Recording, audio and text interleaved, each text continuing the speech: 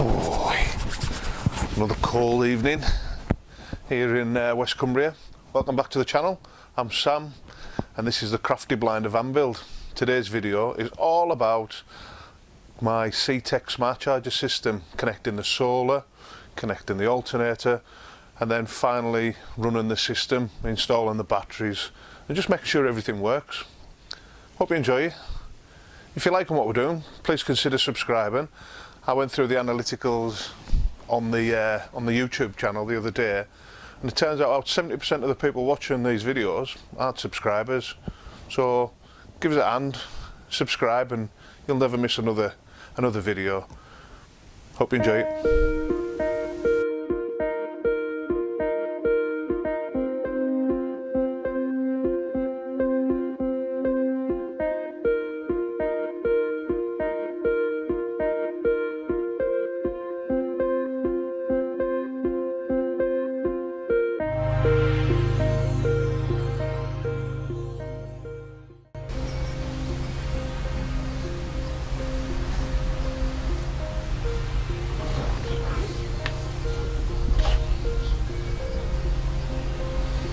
Solar incoming, 12 volt output to the fuse board.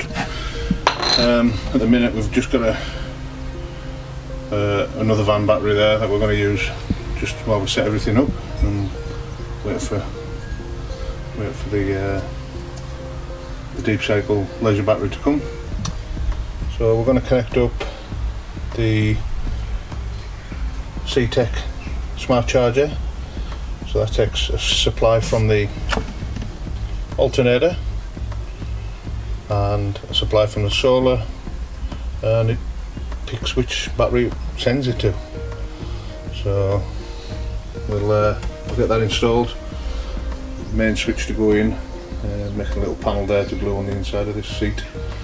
There's an isolator to go on so we can work on the system. Battery sensor, big old inverter there. That'll go in for now, but I'll change that at some point.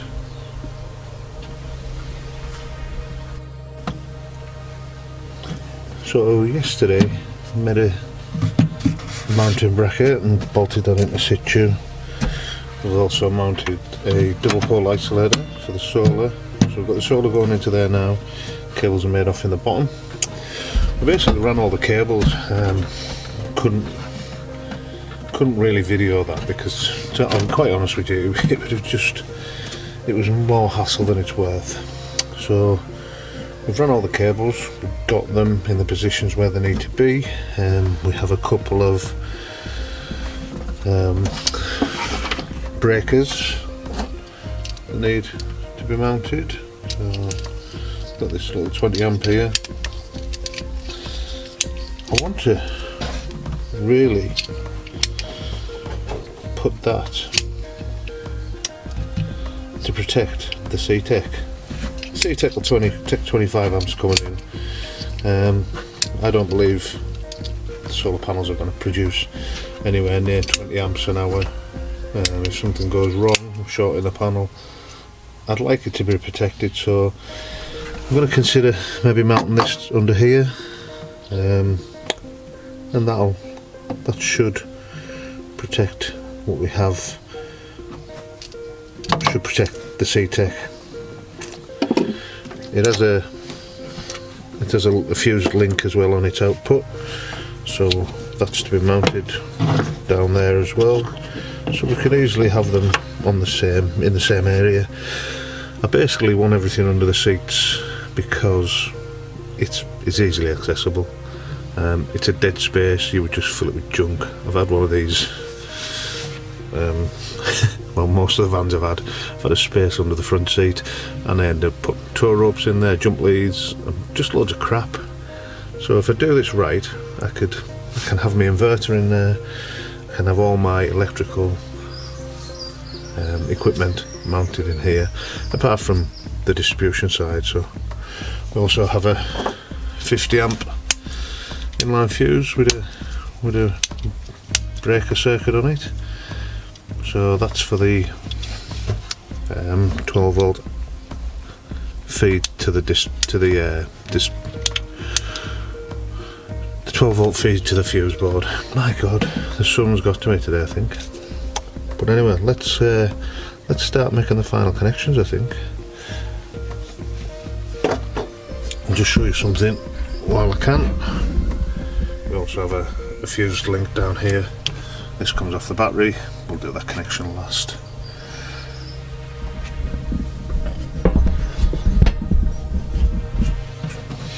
Right. So this one is the one you see to the battery. So this will be the alternator. That's the start battery there. Sorry, that I've just showed you. So this is the alternator supply coming up.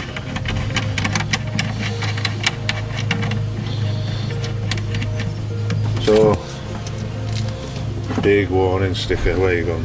Yeah, big warning sticker. Do not reverse polarity. Doesn't like it. So this will be the feed to. This is a feed to a battery. Our leisure battery. Yeah. We're going to mount that up there. Actually, I'll maybe mount that as low as I can. And then we'll get the 20 amp breaker in there.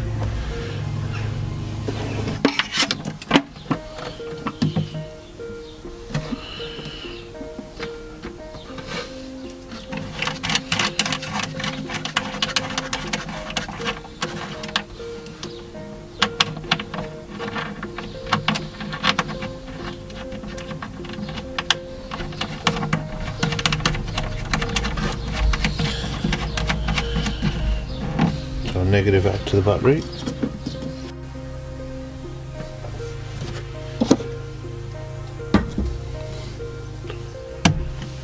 Gonna relocate this. I've been looking and I'm not happy with its location. I'd rather this was down here and the fuses were along the top so they're easily accessible. So just a couple of screws to take out and reconfigure the cable in and we'll be good to go. So let's get on with it. Take a feed out of here into here. This then goes down onto the solar in.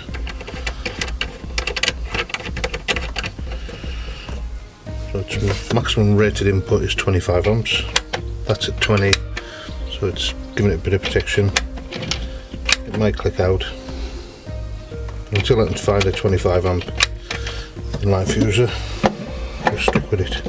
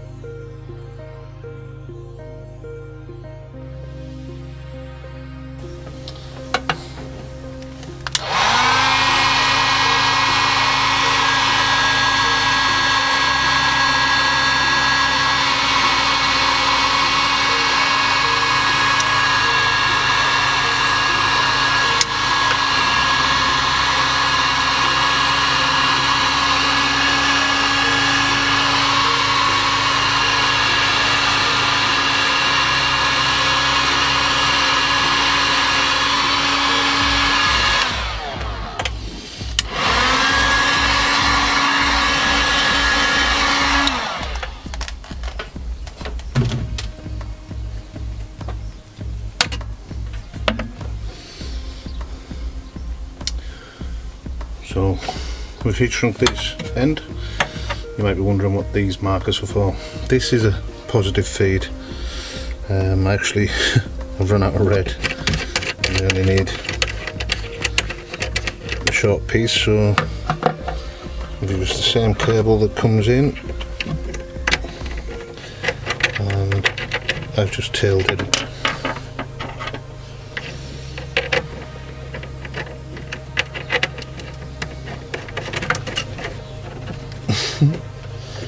How the hell have I got that? Right.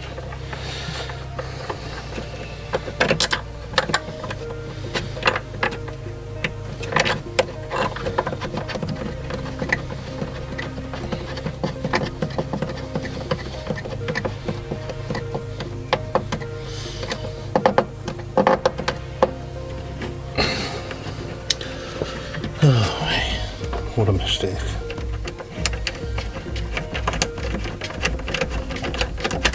Got the cable on the wrong side of that one.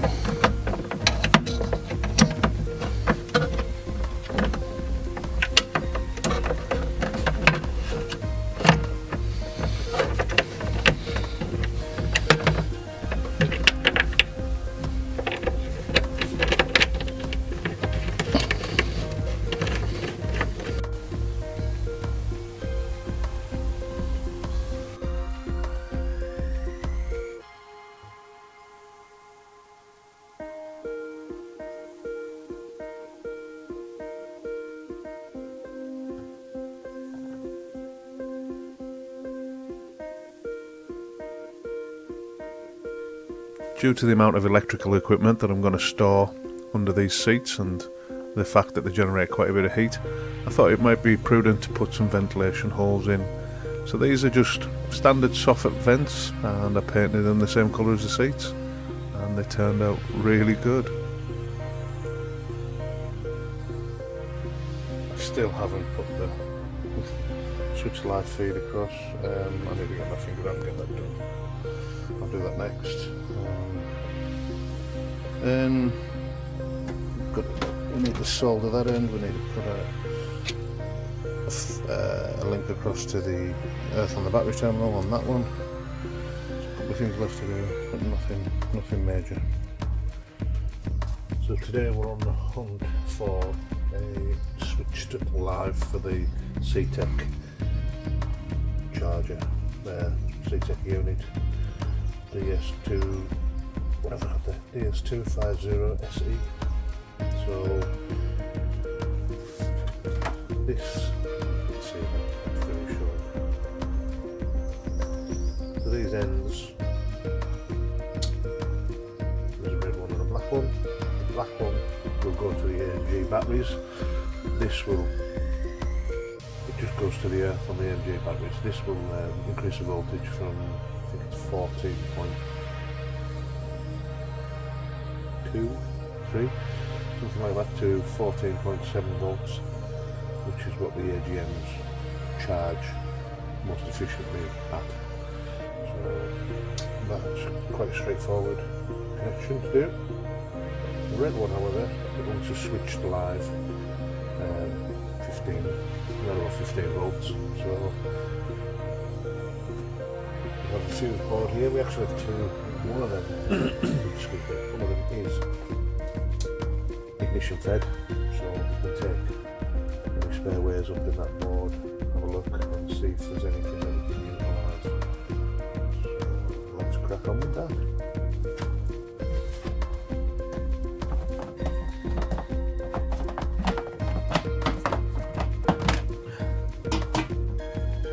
This bottom board here is actually permanently live. Doesn't work off the ignition. It doesn't seem to work off the ignition anyway. We've wired something into there previously, the reverse camera, and it basically stayed on all the time. So it's just above that. There is a second board. That one there has.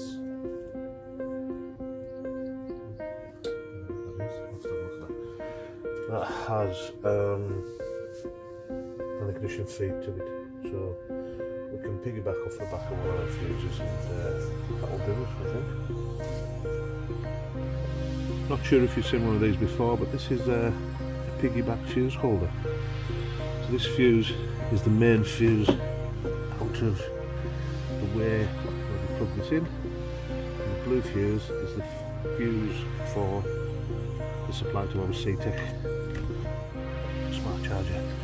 So all we do is plug that in there, job done.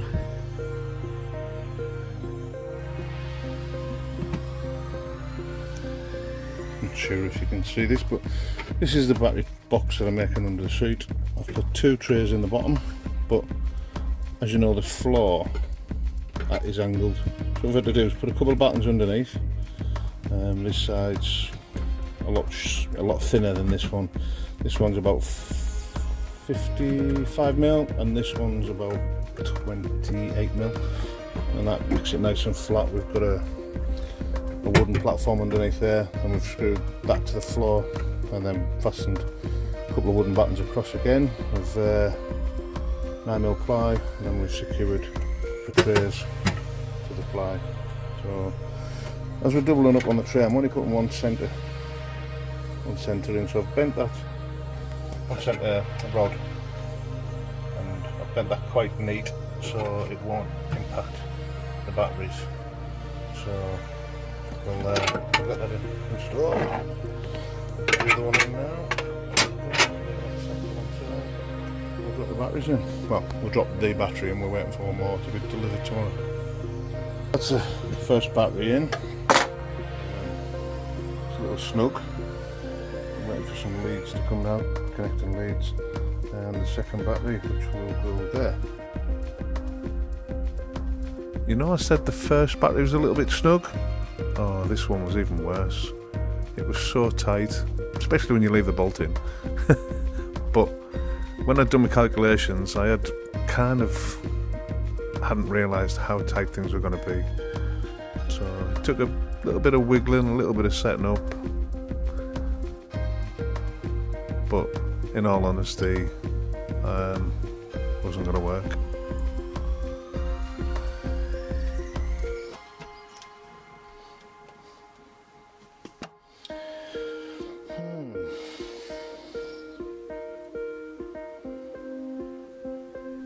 It's at this point I realise things aren't going to fit the way that I expected them to. It's just too tight. The ventilation hole at the back is nigh on up against the back of the battery, so I decided it was time to change things. I wasn't really happy with the arrangement of the clamps, but you know, I'd bought them, so I wanted to try and use them. It was making getting this battery in and out very difficult, trying to fit both trays, because they actually pushed it further back than I wanted it to be.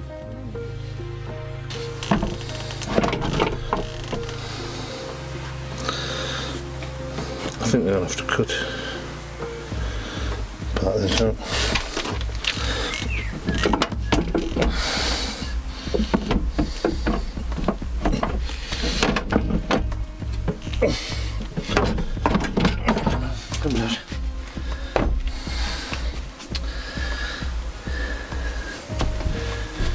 I think what I possibly need to do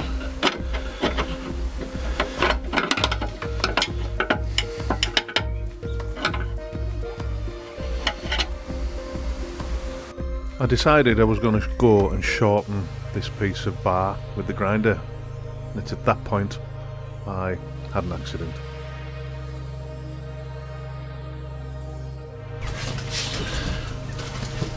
So things got cut short yesterday, literally, but not my finger. My finger didn't get cut short, luckily, but I did go down to the bone. The disc shattered, so we had to go and get the bits taken out of my finger. Don't know what happened. Set the grinder off. I was about to stop it to put my gloves on, and the next thing I knew, it was in my finger, and it stopped itself. So we stuck it under a tap, went to hospital, got them to clean it out, and we're back working today. But there was claret everywhere, but we've got on with it. So today we're going to get the grinder back out again. No gloves on again, obviously, because I can't fit them on my hand. But I don't know. We'll find a workaround, and we're going to trim this back plate down, shift this plate up, and then wrap a ratchet strap around it to hold the batteries in place. So you'll use an old ratchet strap that was burst on here, and a damaged ratchet strap. We've cut off the damaged parts, but it'll make a perfect battery strap. So we'll layer that in first.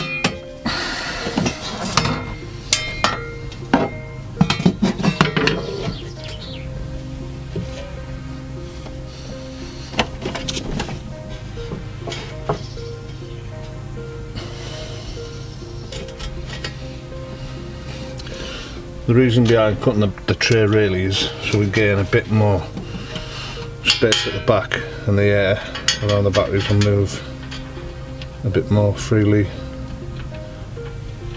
when we're in hotter climates and maybe they're working a little bit harder.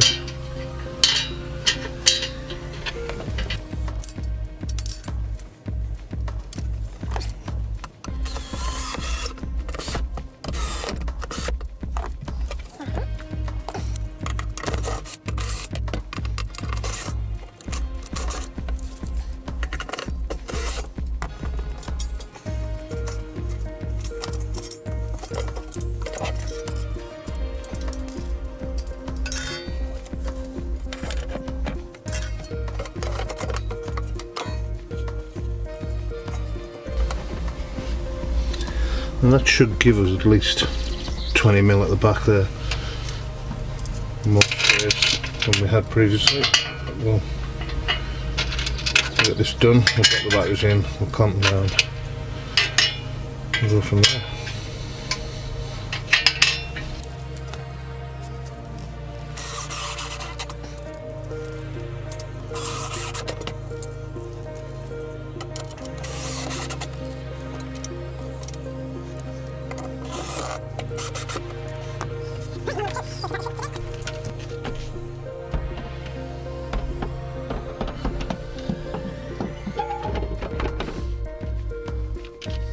Perfect. Now for the easy one. Yeah. So now for the easy one.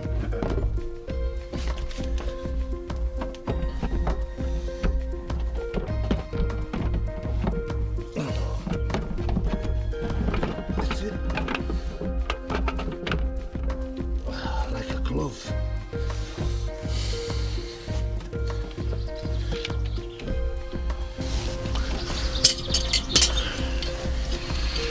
Just wondering if I could maybe utilise them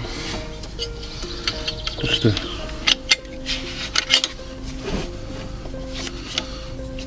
for everything to sit in it.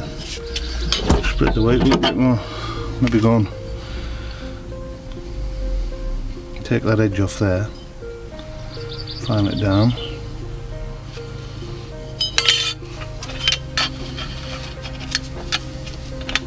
They're laying there perfectly. Just gets it up and round and pulls the tops in, doesn't it? Cut the tabs off the brackets, filed it back, painted it up. So we'll put them in place now. I'll put a little bit of neoprene rubber in there as well, just to allow the straps to lay over the back.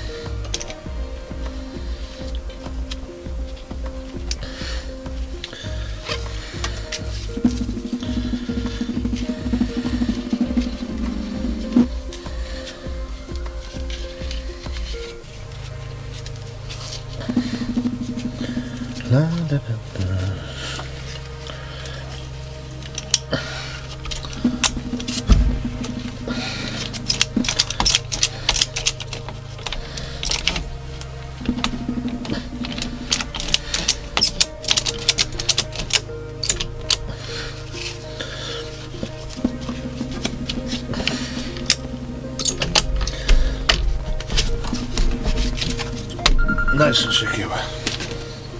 It needs taped on there.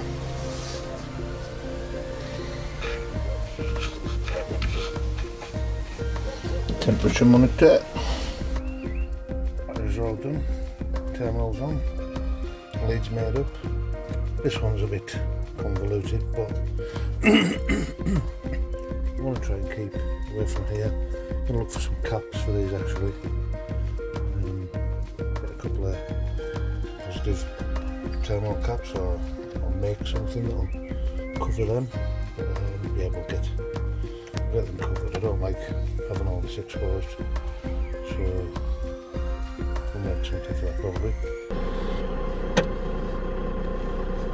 Okay, so we've had the van running for a little while now, and as you can see our inputs are solar and alternator. So currently the van's running, that's topping up the batteries where we need to. The solar's constantly topping up the battery in daylight hours, so we've got two good inputs. These are our outputs to our batteries, main earth terminal on the battery and the supply coming in. That's run through a inline fuse that goes out to the batteries. We also have a breaker on the input. That there should take out our solar, if I've got this in my head right. Yep, so our solar input's gone. So let's put that back on. Should take a little while to set up. Our output, we have a 50 amp breaker as well, and that switches everything in the back of the van, and it's working fine. Got a bracket to make for this inverter, that's why it's not been mounted yet. I want to lift it so the fans on the back are in line with these two vents, and that way it should keep this space nice and cool. Yeah, we're getting there. We've got a little bit of an unpack to do now. I ordered some swivel brackets for here, for there, and the handbrake lowering kit, so we'll have a look at that. So that's how not to use a grinder.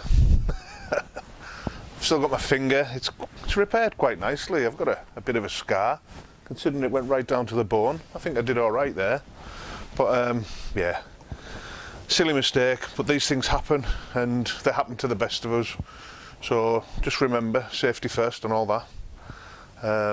Thanks for watching, and we'll see you next time when we fit them swivel bases and some really beautiful seats. Thanks for watching, bye.